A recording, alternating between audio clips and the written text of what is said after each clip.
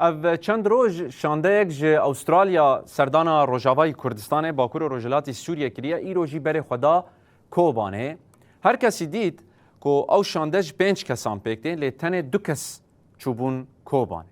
سببا به هیا که همو اندام شانده نچونه اندام شانده دیار کرن که حکومت ترکیه نهشتیه شانده بگشتی بچه کوبانه و جوان را گوتیه اف باجار هان او لهیل تنه خطری لسر جیانا وهي وحتى اني جوان را گوتنه تروریست لوی درینه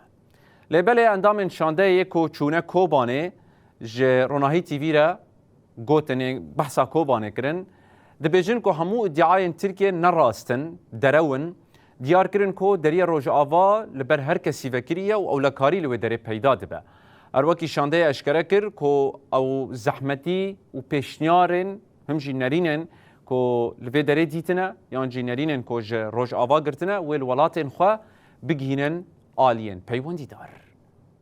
Behalf of the Australian delegation within the Greens Party, my role within the Greens Party be as a youth member. ام لسر ناوی شانده استرالیا به ناوی پارتیا کسک لورن ام لفر لروجاوا به تایبتی لکوبانی لریوبران و خلکینوی زحمتی نرین پیشنیارین واق خداری دکن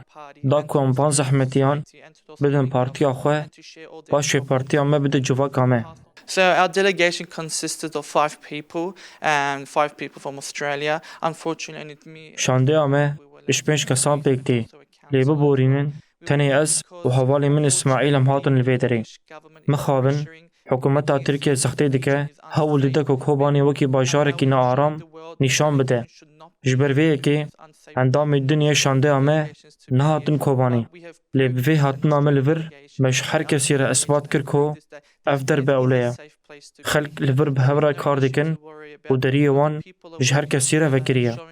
So when we came here, when we saw on the news that the Al-Shara government is trying to portray conflict, the Al-Shara government is making sure مدل رفیبریا خسر جه سیستم دن جدا تره روجاوا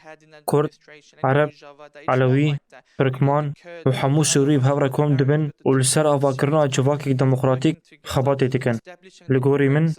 او مدل همو جهان نای پیدا کرن رفیبریا خسر روجاوا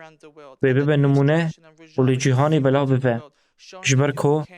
خلق پرچاندی شبو آوا کرنا سیستم دموکراتیک دبن یک